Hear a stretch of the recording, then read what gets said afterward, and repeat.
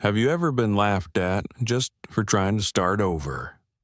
Imagine walking into a place where no one expects you to last an hour, where every whisper, every smirk says you don't belong. That's what happened to Clara Dawson, the fat girl the town sent to Caleb Mercer's ranch as a cruel joke. They thought she'd run away crying. They thought the angry rancher would throw her out. But he didn't. In a world that had only shown her ridicule, Caleb saw something no one else had the strength behind her silence. And when the town's cruelty turned to gossip, both of them faced a choice to give in to shame or to stand together. No matter what people said, if it were you mocked, humiliated, and suddenly seen by someone who refuses to give up on you, what would you do? Would you walk away, or would you finally fight for the place you deserve? This is not just a story about a ranch. It's about dignity, courage, and two broken souls who refuse to stay broken. Hit like, share, and subscribe. Then come with me into They Sent the Obese Girl to Clean His Barn as a Joke, but the rancher refused to let her go. The kitchen of Willow Creek boarding house smelled of burnt coffee and spot. 7 girls crowded around a wobbling table, laughter bubbling as they stared at a notice tacked to the wall. Help wanted, barn cleaning at Caleb Mercer's ranch. Fair pay, one girl snorted. For working under that man, Lee's, another whispered. My cousin says Mercer threw a pitchfork at the last boy who worked for him, fired 3 men in a single week. Everyone knew the stories. Caleb Mercer, the angry rancher out on the edge of Willow Creek, a man who worked his land like it owed him blood. He spoke to no one unless forced to and lived alone in the silence of his fields. And now, somehow, he needed help. Who's dumb enough to take that job? One girl giggled. Silence filled the room. Then, one by one, the girls turned toward the corner. Clara Dawson sat hunched on a stool, mending a torn apron. Her needle moved in small, careful motions. She didn't look up. She'd learned long ago that meeting their eyes only made things worse. Clara, one girl cooed sweetly, too sweetly. You aren't busy tomorrow, are you? Clara hesitated, shaking her head. Perfect, the girl said, snatching the notice off the wall. You'll go clean the rancher's barn. Clara's throat closed. I can't. Why not? You clean here, don't you? The girls erupted in laughter. You're used to hard work. You're built for it, aren't you? Their laughter grew meaner. Look at her, one whispered. She can barely fit through the doorway. Imagine her trying to squeeze into that barn. Mercer'll have to grease the frame to get her out. The room howled with laughter. Clara's hands trembled as she stitched faster, harder, trying to disappear into the fabric. It's settled, the ringleader declared, tossing the crumpled notice onto her lap. You leave at dawn. Don't come back until the joke's done. The girls turned away, giggling, already chasing the next bit of gossip. Clara sat alone, the paper trembling in her hands. She wanted to refuse, to scream, to tell them no. But where would she go? She had no family, no savings. The boarding house was all she had, and Mrs. Whitfield didn't keep girls who refused work. So she folded the notice, tucked it into her pocket, and climbed the narrow stairs to the attic where she slept. That night, Clara lay awake on her thin mattress, staring at the cracked ceiling, built for heavy work, can't fit through a doorway. The words replayed in her mind like cruel hymns. She pressed her hands to her chest, whispering into the dark. Why was I made this way? The only answer was the wind against the window pane. Dawn came cold and gray. Clara, dressed in her oldest work dress, tied her hair with a fraying ribbon, and slipped out before anyone woke. The walk to Caleb Mercer's ranch took over an hour. Her feet ached. The hem of her dress caught dust from the road. By the time the ranch came into view, sweat clung to her collar despite the chill. Fences stretched across the valley, horses grazing in the distance, and in the middle stood the barn, weathered, tall, and silent, its doors gaping like a challenge. Then came the crash. A sharp metallic clang followed by a roar. "Damn useless piece of junk," another crash echoed.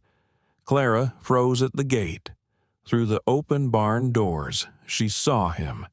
Caleb Mercer, broad-shouldered, sleeves rolled to his elbows, muscles tense as he hurled a broken wagon wheel against the wall. It splintered into pieces. His jaw looked carved from stone, his eyes dark with rage. So this was him, the man they'd sent her to humiliate. Every instinct screamed for her to run. But before she could move, he turned. Their eyes met his, cold and unreadable. Hers, wide and terrified. "What are you doing here?" His voice was low, rough, carrying the weight of a man who didn't have patience for anyone. I was sent to clean the barn," she stammered. "Sent by who? The boarding house. They said you needed help." For a long moment, he just stared at her, tension thick in his shoulders. Then came a short, bitter laugh. "They sent you." Not a question, a realization. Clara swallowed hard. She knew what he saw, a girl they'd turned into a joke. Caleb's laugh was short and bitter, like the crack of dry wood under a boot. "They sent you," he said, voice roughened by disbelief. Clara's cheeks burned hot.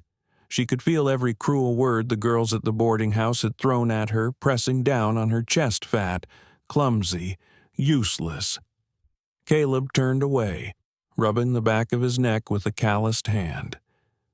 "Go home," he muttered. Clara blinked, not sure she'd heard right. "What I said, go home," he repeated, louder this time, his tone final. "I don't need help from someone they sent as a joke." The words stung like a slap. She wanted to turn and walk away, to disappear down the dusty road and never look back. But then she thought of the girl's laughter echoing behind her, the smirks, the way Mrs. Whitfield would sneer when she returned without pay. No work, no bed. Clara swallowed hard. "I need the job," she said quietly, her voice trembling but steady enough to hold his attention. Caleb stopped mid-step. He turned, his gaze dark beneath the brim of his hat. "You need it," he repeated, as if trying to hear the truth in her tone.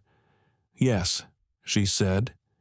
He stared at her for a long time, the kind of stare that stripped a person bare. Then he nodded toward a broom leaning against the wall. "Fine. You want to work, then work. Don't talk, don't complain, and stay out of my way." Clara nodded quickly, heart pounding. He turned his back and walked out into the sunlight, his heavy boots thudding against the ground. For the first time in her life, she didn't run from someone's anger. She stood in it. The barn was chaos dust thick in the air, hay scattered everywhere, broken tools and old leather thrown about like an afterthought. A saddle lay overturned near the corner, cracked and forgotten. Clara took a deep breath, grabbed the broom, and began. Within minutes, her arms burned. The dust made her cough. The straw itched her skin. But she didn't stop. She swept until her muscles ached, until sweat dripped from her brow and dampened her collar. Outside, she could hear Caleb at work, each strike of his hammer sharp and sure. The rhythm of it echoed like thunder. She could feel the tension in every blow. Hours passed. The sun climbed higher. Her hands blistered around the broom handle, but the barn slowly began to take shape. Floors clearing, hay stacked, tools lined neatly against the wall. She worked in silence, the way she'd learned to survive, invisible, unheard. By midday, her dress clung to her back and her stomach growled. She hadn't eaten since the night before. She'd slipped out before breakfast, too afraid to face the girls. "You missed a spot," came a voice from behind her. Clara jumped, nearly dropping the broom. Caleb stood in the doorway, sunlight cutting across his face, making his expression unreadable. He pointed toward a corner where a few stray strands of hay still lay. "Fix it?" "Yes, sir." He watched her for a moment longer, then turned and walked back outside. His footsteps faded into the sound of hammering again. Clara bent to finish sweeping, her hands shaking. She'd expected him to mock her, to yell, maybe even send her away. But he hadn't. He was harsh. Yes, cold as iron, but not cruel, just angry. Angry at the world, at something bigger than her. By late afternoon, she'd cleaned every inch of the main floor. Her legs trembled with exhaustion, but she pushed through, climbing the ladder to the loft to sweep the rafters. Dust fell like snow in the golden light. That was when she heard footsteps below. She turned and saw Caleb standing at the base of the ladder, a tin cup in his hand. "Come down," he said. Clara hesitated, then climbed carefully down, each rung creaking under her weight. Her hands were raw, her arms heavy. When she reached the bottom, he held the cup out toward her. "Drink." The water shimmered cool and clear in the dim light. Clara stared at it, then at him. "I don't want to bother you. You're no good to me if you pass out," he said gruffly. His tone was still rough, but there was something in it, something softer than before, buried deep. Clara took the cup with trembling hands. The water was cold and sweet, the kind that tasted like mercy after a drought. "Thank you," she whispered. Caleb grunted, turned, and walked back toward the fence line. He didn't look back. Clara watched him go, the empty cup still in her hands. For the first time since she'd arrived, the tightness in her chest eased just a little. As the sun dipped low, the sky turned gold, then purple. She finished sweeping the loft, climbing down to look at the barn one last time. The place gleamed. Every tool hung straight, every corner swept, every bale of hay stacked neatly. Her whole body ached, arms, legs, back, but inside, a small, quiet pride stirred. For the first time in years, she looked at something she'd done and thought, "I did that." Footsteps approached. Caleb appeared from the pasture, leading a horse by the reins. The animal snorted softly as he tied it to a post. Caleb glanced into the barn. His eyes moved across the floor, the tools, the clean walls. For a long moment, he said nothing. Then, finally, his deep voice broke the silence. "You're still here. You told me to work," Clara said, standing straighter. "So I did." He stepped inside, his boots echoing against the wood. Running a hand along the wall, he checked for dust. His fingers came away clean. "The girls from the boarding house," he said slowly. "They sent you here to make a fool of you." Clara's throat tightened. She nodded. "Why'd you stay?" he asked. "I needed the work," she said. That all? Clara hesitated. Her voice came smaller this time, softer but true. "I wanted to prove them wrong." Caleb studied her, the light catching in his dark eyes. For the first time, his expression shifted, not anger, not suspicion, but something gentler, understanding. "You did good work today," he said finally. The words hit her harder than she expected. Her breath caught, her eyes burned. No one had ever said that to her before. She managed a small smile. "Thank you." Caleb nodded once, then turned toward the door. "Be here at dawn," he said. "There's more to do." Her heart fluttered. "You want me to come back?" He paused in the doorway. "You want the job or not?" "Yes," she said quickly. "Yes, I do." "Then be here at dawn." He disappeared into the fading light. Clara stood alone in the quiet barn, the evening air thick with the scent of hay and earth. Every muscle in her body screamed for rest, but her spirit felt lighter than it had in months. For once, she wasn't a joke. She wasn't the fat girl in the corner, or the housemaid everyone mocked. Here, in this barn, she was a worker, and the angry rancher had told her she did good work. She walked back toward Willow Creek boarding house with her shoulders a little straighter. The gravel crunched under her boots, the sky deepening to velvet overhead. When she stepped into the kitchen, the laughter hit her like a wave. The same group of girls sat around the table, passing a loaf of bread and gossiping loudly. "Well, well," Hattie said with a grin. "Look who's back. How long'd you last an hour?" "To bet Mercer threw a bucket at her," June added, smirking. "Maybe she never even made it through the gate." Another chimed in. Clara didn't answer. She walked past them without meeting a single eye. "Guess the joke's over." Hattie called. "Hope it was worth the walk upstairs," in her small attic room. Clara washed the dirt from her hands, the blisters stinging beneath the cool water. Then she lay down on her thin mattress and closed her eyes. Let them laugh. Tomorrow she would go back, and the day after that, and the day after that. Because Caleb Mercer hadn't laughed at her. He had given her water.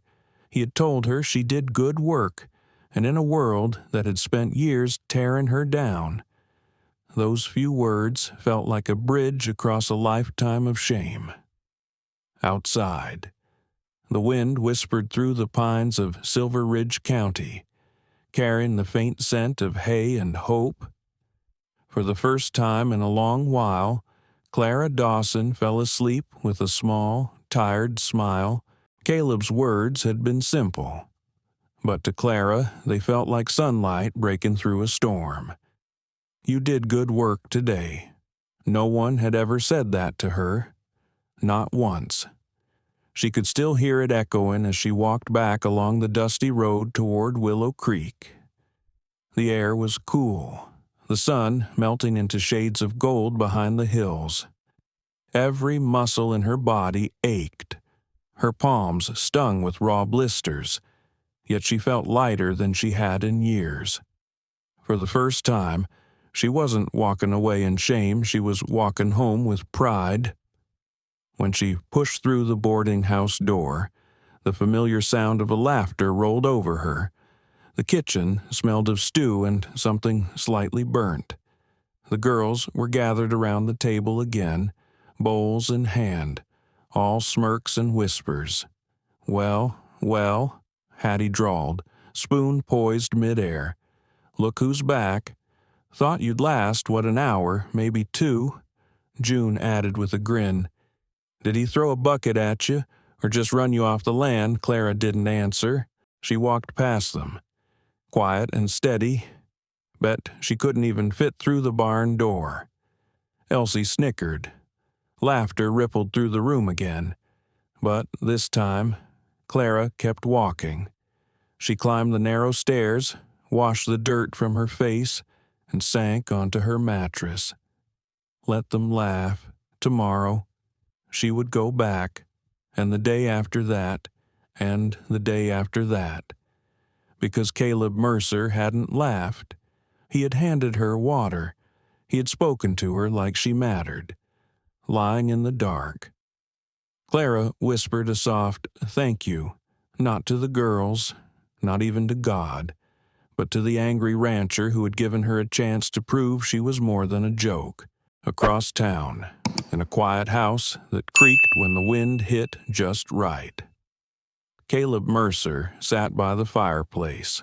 The flames painted his face in amber and shadow. The barn was finally clean the first time in years, and for the first time in just as long. The silence around him didn't feel like punishment. He thought of the girl with the trembling hands, the one they'd sent to humiliate him. She hadn't quit. She hadn't cried. She had simply worked until her hands bled. Caleb leaned back in his chair, staring into the fire. He remembered his father's voice, rough and sharp. "You'll never be worth a damn, boy." He'd grown up proving that voice wrong, working himself raw, building fences until his hands split, and shutting the world out so no one could ever break him again. But that girl, Clara Dawson, she'd looked him in the eye and refused to leave. She had something in her he recognized. Grit, pain, endurance. It wasn't love, not yet, but it was something. A spark of recognition in a man who'd nearly forgotten what it felt like to care about anyone. The next morning broke soft and golden. Clara was already on the road before the sun crested the hills. Her body ached from yesterday's labor, but her determination was stronger than her fatigue. The air was cool, and dew clung to the grass along the fence line when she reached the ranch. Caleb was already awake, splitting wood beside the house. His sleeves were rolled up, muscles flexing with each swing. Every motion was precise, controlled, but she could feel the quiet fury beneath it. "You're early," he said without looking up. I didn't want to be late." He buried the axe in the stump, turning toward her. "Barn needs mucking. Stalls haven't been cleaned in a week." Clara nodded quickly. "I can do that." He studied her a moment, then pointed to a pair of worn gloves hanging by the barn door. "Use those. Work'll tear your hands up otherwise." She blinked in surprise. It wasn't kindness exactly, but it wasn't cruelty either. She slipped the gloves on, the leather still warm from the sun. The smell inside the barn hit her hard, sour hay and manure, but she gritted her teeth and got to work. She filled the pitchfork, dumped the wheelbarrow again and again, until sweat slicked her back and her arms trembled. Outside, Caleb was repairing a fence. She could hear him muttering under his breath when a nail bent, or when a board refused to fit. The thud of his hammer beat in time with her labor, two different rhythms joined by the same silent determination. By mid-morning, she'd cleaned 3 stalls. Her breath came hard, her hair clung to her neck, and the smell made her dizzy. She leaned on the pitchfork to catch her breath, staring at the sunlight pouring through the open barn doors. Then she heard it voices, female voices, laughter. Her stomach dropped. Clara stepped to the doorway and froze. 4 girls from the boarding house. Hattie, June, Elsie, and Nora stood by the front gate, whispering and giggling behind their hands. Their laughter carried easily across the quiet ranch. "Look at her," Hattie said loudly. "Covered in filth. Smells worse than the horses." "Bet she loves it," June added. "Rolling around in muck where she belongs." "How long before Mercer throws her out?" Elsie cackled. "A week, maybe 2. Clara's cheeks burned. She backed into the shadows of the barn, her heart pounding in her chest. They'd come to watch her fail to enjoy the show. Before she could move, a sharp voice cut through the air like the crack of a whip. You girls got business here." The laughter died instantly. Caleb stood near the fence line, hammer still in hand, his expression dark. Hattie straightened, tossing her hair. "Just checking on our friend," she said sweetly. "Your friend's working," Caleb said evenly. "You're distracting her." Nora smirked. "We'll leave when we're ready." Caleb set the hammer down and began walking toward them, slow, deliberate steps that made the gravel crunch under his boots. "I said, you're distracting her." The easy smiles vanished. The girls shifted uneasily, glancing at one another. "Leave?" Caleb said, his voice low and dangerous. Hattie opened her mouth to argue, but the look in his eyes silenced her. He wasn't yelling. He didn't need to. There was something about his quiet anger that carried more weight than any shout. One by one, the girls turned, climbing back through the gate. Their laughter was gone now, replaced by hurried whispers as they disappeared down the road. Clara stood frozen in the shadows, her hands trembling on the pitchfork. No one had ever defended her before. Not once. Caleb picked up his hammer again and went back to work without saying a word. To him, maybe it was nothing, but to Clara, it was everything. She turned back to the stalls, tears stinging her eyes. She kept working, harder than before, her heart swelling with something she couldn't quite name. When the last stall was clean, she stepped outside to dump the wheelbarrow. The air smelled sweeter now, sun-warmed earth, pine, the faint scent of horses. Caleb was still at the fence, his shirt damp with sweat, his hat tipped low over his brow. She wanted to thank him, to say something, but the words caught in her throat. Instead, she kept working. Caleb watched her from a distance, just for a moment. The girl they'd sent as a joke was still here, standing tall in the sun, doing a job most men wouldn't. He'd told himself she'd never last a day. Yet here she was, proving him wrong with every breath she took. When she caught him looking, he turned back to his work, muttering under his breath. But a flicker of something new had settled inside him, respect, maybe even admiration. And, for the first time in a long while, the anger that had lived in him like a wildfire began to cool. Caleb went back to hammering the fence as though nothing had happened. The sun beat down, glinting off the nails, and the rhythmic sound of metal striking wood filled the space between them. But Clara couldn't shake the ache in her chest. He had stood up for her again, and not because he had to, because he wanted to. That afternoon, the heat softened and the wind began to rise across the fields. Caleb called out from beside the barn. "I could use another pair of hands in the loft." Clara wiped her palms on her skirt and followed him inside. The scent of hay and dust filled the air, heavy and warm. She stared up at the ladder, heart sinking. The bales were stacked high, each one bigger than she was. "Start with those along the east wall," Caleb said, handing her a pair of work gloves. Clara nodded, pulling them on. She climbed the ladder slowly, her legs burning with every step. When she reached the loft, she knelt beside the first bale and tried to lift it. It didn't move. She tried again, gritting her teeth. Still nothing. Her arms trembled with effort. Footsteps creaked on the ladder behind her. She glanced over her shoulder.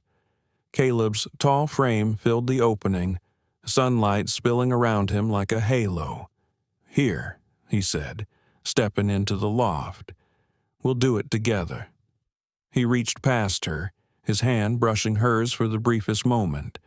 His touch was rough from years of work, but steady, sure. Together, they lifted the bale, setting it against the wall. The weight didn't seem quite so impossible now. Next one, he said. They moved in rhythm, side by side, passing bales back and forth, each time their hands met. Clara felt a small spark run through her, a flicker of something she didn't have a name for. The space between them grew smaller. Their shoulders brushed. Neither of them pulled away. When the last bale was stacked, Caleb leaned against a post and wiped his brow.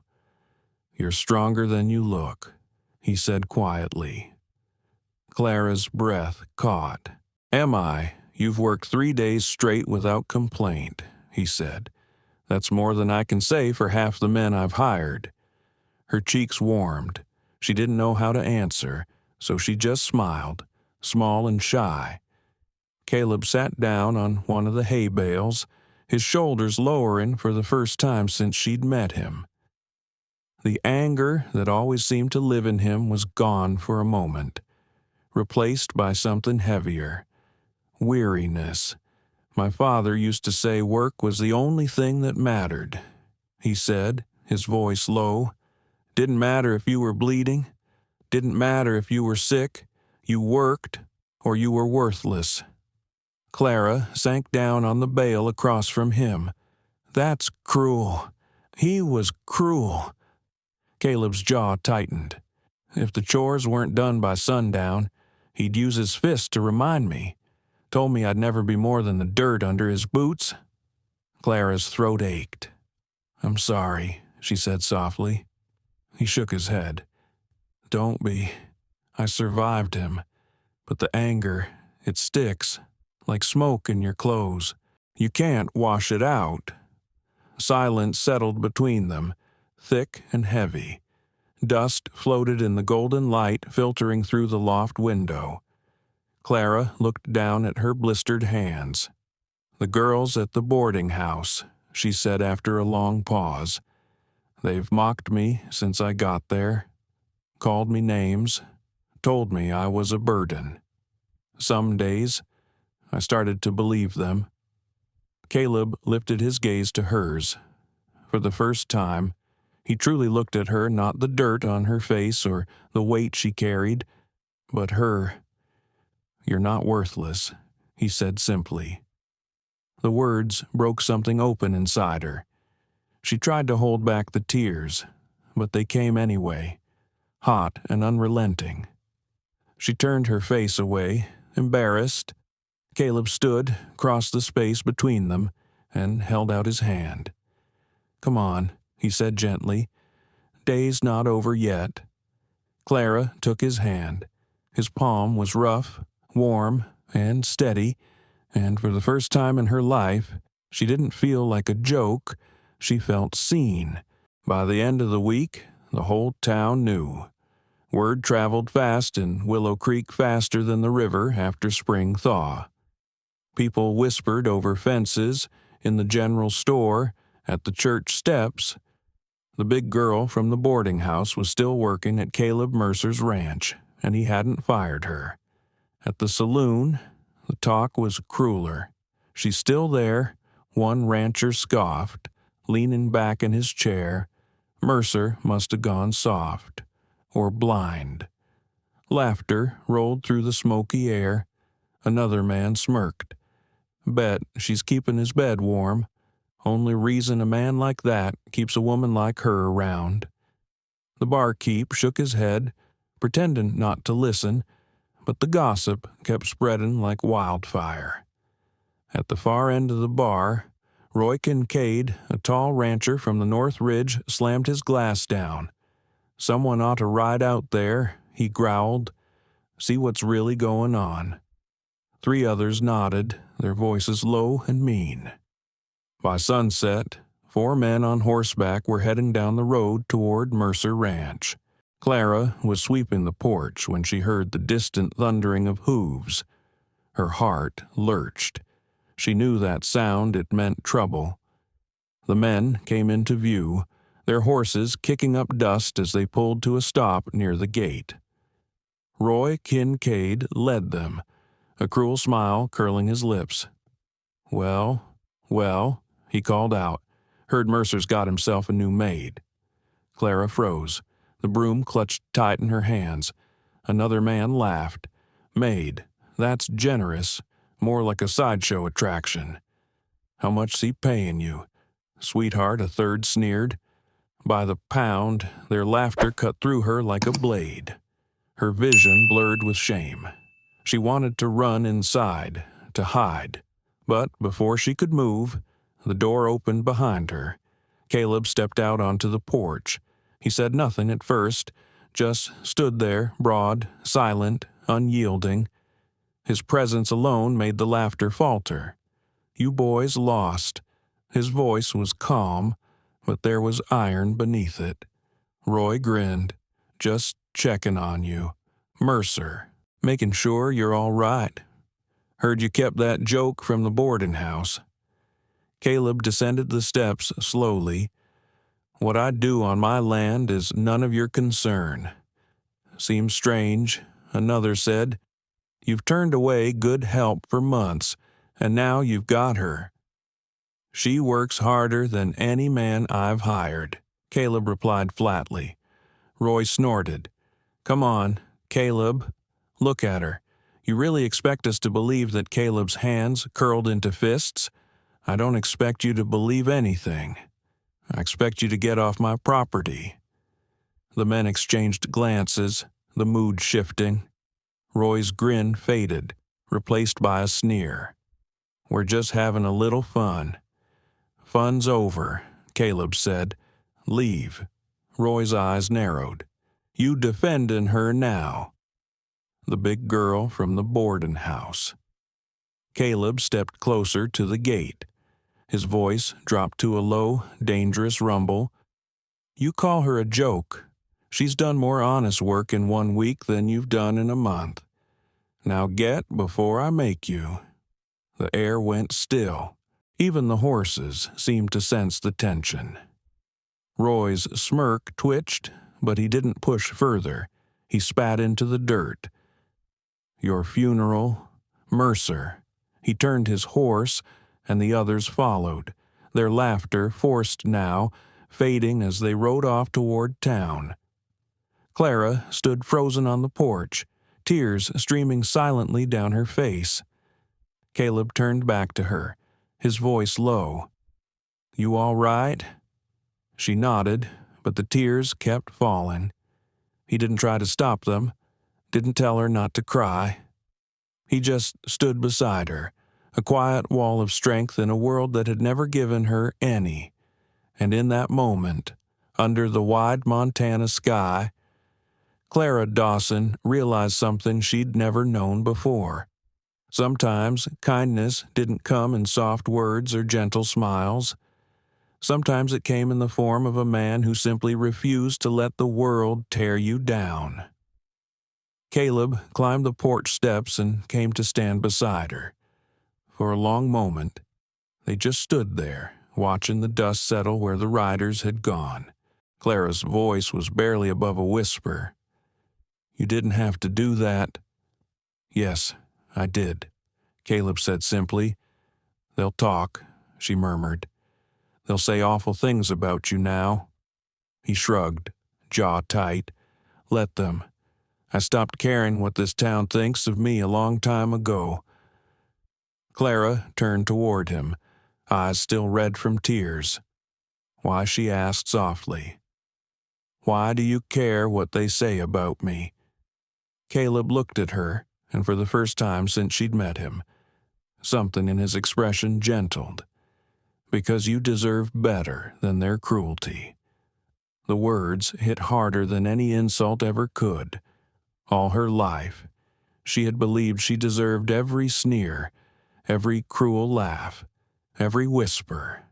But hearing him say she deserved better, it broke something open inside her, and for the first time in her life, she believed it might be true. Inside, the house smelled faintly of pine and smoke. Caleb poured her a glass of water and set it on the table before sitting down across from her. I need to tell you something, he said quietly. Clara waited. They're not going to stop, he continued. The town, The girls from the boarding house. They'll keep talking, and it's going to get worse before it gets better." She nodded, her voice soft. "I know. If you want to leave," he said, "I'll pay you for what you've done. No hard feelings." Clara looked around the cabin, the rough-hewn walls, the worn table, the man who had shown her more decency in 1 week than the rest of the town had in years. Her throat tightened. "I don't want to leave," she said. Caleb's eyes searched hers. "You sure, yes?" For the first time, a small smile tugged at his mouth. "Good," he said quietly, "because I wasn't ready to let you go." The words lingered between them, charged with something neither dared name, but something had changed. This wasn't just about work anymore. It was about two people who'd been broken by life's cruelty, finding something steady, something human in each other. No gossip could take that away. Morning came soft and too quiet. Clara woke in the small room Caleb had given her. Sunlight streamed through the single window, warming her face. For a moment, she forgot where she was. Then it all came rushing back the ranch. Caleb, the men who'd come to mock her, and his voice saying, "I wasn't ready to let you go." Her chest ached in the sweetest way. She dressed quickly and stepped outside. Caleb was already up, feeding the horses, sleeves rolled to his elbows. He nodded at her in silent greeting. They didn't need words anymore. The rhythm of their mornings had become second nature. She was reaching for the water bucket when the distant sound of hooves broke the calm. More than one horse. Her stomach tightened. Not again. But this time it wasn't rowdy laughter or the clink of spurs. It was the heavy creak of a carriage. A moment later, a familiar voice called out. Mr. Mercer. Clara's blood ran cold. A small carriage rolled up to the gate. The Willow Creek boarding house insignia painted neatly on its side. Sitting rigid in the front seat was Mrs. Whitfield, face drawn tight as dried leather. Behind her sat three of the girls, Hattie, June, and Elsie, all wearing smug little smiles. Caleb set down the feed bucket and wiped his hands on his jeans. His expression hardened. The carriage stopped just outside the fence. Mrs. Whitfield climbed down. Her mouth pursed like she'd bitten a lemon. "Mr. Mercer," she called, adjusting her shawl. "I've come to retrieve the girl." Caleb crossed his arms. "She's not going anywhere." Mrs. Whitfield's eyes narrowed. "She was sent here temporarily. I'm taking her back to the boarding house where she belongs." "She belongs here," Caleb said firmly. One of the girls leaned out from the carriage window, a smirk tugging at her lips. "Come on, Clara. You've had your fun playing farmhand. Time to come home." Clara's hands clenched at her sides. Home. The boarding house had never been that. "She's staying," Caleb repeated, his voice dropping lower. "Mrs. Whitfield's nostrils flared. "This is highly irregular," she snapped. "The girl has duties at the boarding house. She cannot simply abandon them to play house with you." Play house. Caleb's eyes flashed with anger. "She's worked harder than any man I've had on this ranch in 5 years. She's earned her place here. She's a charity case, Mrs. Whitfield shot back, "and I will not have her reputation or ours tarnished by her living unmarried with a man." The words hung heavy in the air. Clara's face burned. The girls in the carriage giggled, whispering behind their hands. Caleb was silent for a long moment, then turned to her. "What do you want?" "Clara." Everyone went still. Even the horses seemed to stop shifting. Mrs. Whitfield blinked in disbelief. "Excuse me." Caleb didn't look away from Clara. I said, "What do you want?" Her heart hammered in her chest. The familiar stutter threatened, the one that always came when fear tried to take her voice. But then she looked at him, the man who had given her water when she was parched, who had defended her when others laughed, who had told her she was stronger than she believed. Her voice came steady and clear. "I want to stay, Mrs." Whitfield's face turned crimson. "Absolutely not. I will not allow." Caleb stepped forward, cutting her off. "You sent her here as a joke, to humiliate her, to humiliate me. But I found the only person worth keeping." Clara's breath caught. Caleb turned toward her, his tone softening. "You're not a joke, Clara. You never were." The world seemed to tilt, everything going quiet except the steady thud of her heart. He took a deep breath. "And if you'll have me," he said slowly, "I'd like you to stay not as a worker, but as my wife." The world stopped. The girls gasped. "Mrs." Whitfield sputtered, her face pale with shock. Clara stared at him, tears filling her eyes. You want to marry me? I do," Caleb said simply. "If you'll have a man who's rough around the edges and angrier than he should be most days." A laugh broke through her tears, soft, incredulous. "Real. I will," she whispered, for the first time since she'd met him. Caleb Mercer smiled, not the small, guarded kind, but a real one, wide and bright and warm. He opened the gate, stepped through, and took her hand. "Mrs." Whitfield was sputtering now, words tumbling out between gasps. "This is outrageous, absolutely scandalous. I will not." Caleb's voice cut through her fury, calm but final. "You don't get to decide her life anymore, Mrs. Whitfield. She already has." The girls fell silent, their smirks gone. Clara squeezed his hand, her tears spilling freely now. Around them, the ranch was bathed in morning light, the fences stretching toward the hills, the horses grazing in quiet peace. For the first time in her life, Clara Dawson didn't feel small. She didn't feel like a burden or a joke. She felt chosen. And in that moment, beneath the endless Montana sky, she knew that no amount of gossip or cruelty could ever take that away. "Mrs." Whitfield's voice cracked with outrage. "She has no dowry, no family, no stand-in." Caleb's answer came calm and solid as the land beneath their feet. "No," he said, "but she has me, and that's all she needs." He turned toward the girls still sitting stiffly in the carriage.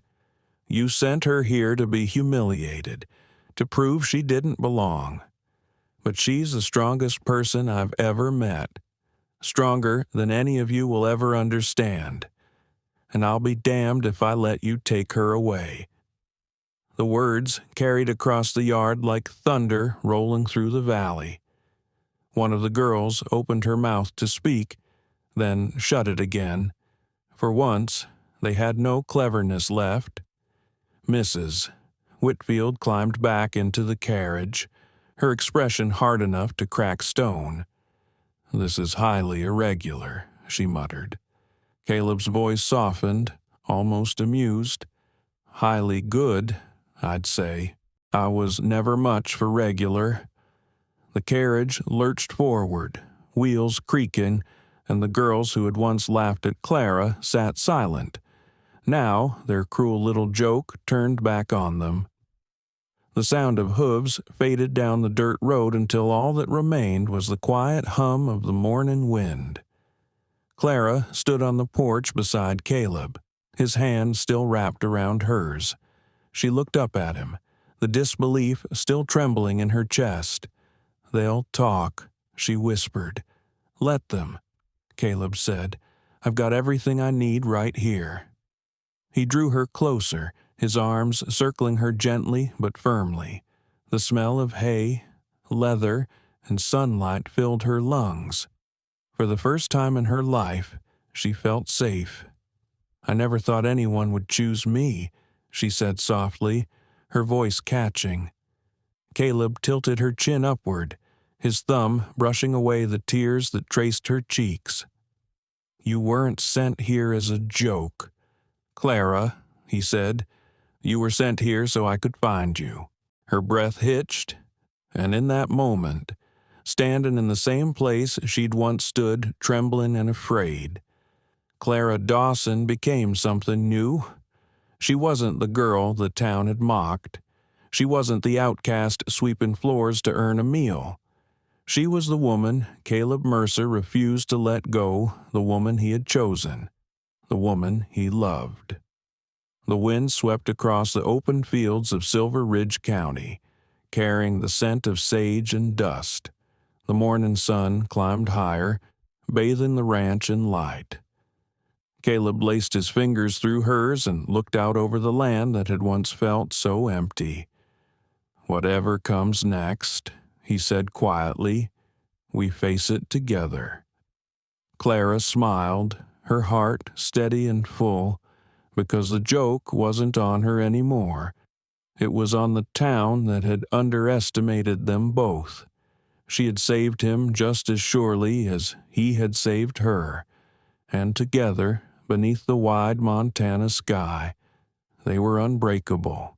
At its heart, this story reminds us that strength doesn't always shout it, often sweeps floors, carries burdens, and keeps showing up when the world expects it to quit. Clara Dawson walked into humiliation and turned it into purpose. Caleb Mercer carried years of anger and turned it into protection. Together, they built something no gossip could destroy respect. For those of us who've lived long enough to see cruelty wear many faces, this story is a gentle mirror. It reminds us that kindness can arrive in unlikely places, and that healing often begins when someone dares to see us differently. Life may bruise us, but it also gives us chances to start again, to choose compassion over pride, courage over bitterness. And maybe that's what love truly is, not fireworks or youth, but two weary hearts deciding to stay when leaving would be easier. So, whether you're 70 or 17, remember, dignity is not given, it's claimed, one act of courage at a time. Thank you so much for watching and sharing this journey with us. If this story touched your heart, please like, share, and subscribe. It means more than you know. Your support helps us keep bringing powerful, true-to-life stories of courage, kindness, and second chances. Tell us in the comments where you're watching from, and what moment in Clara and Caleb's story spoke to you the most. Until next time, take care, and never forget your own worth.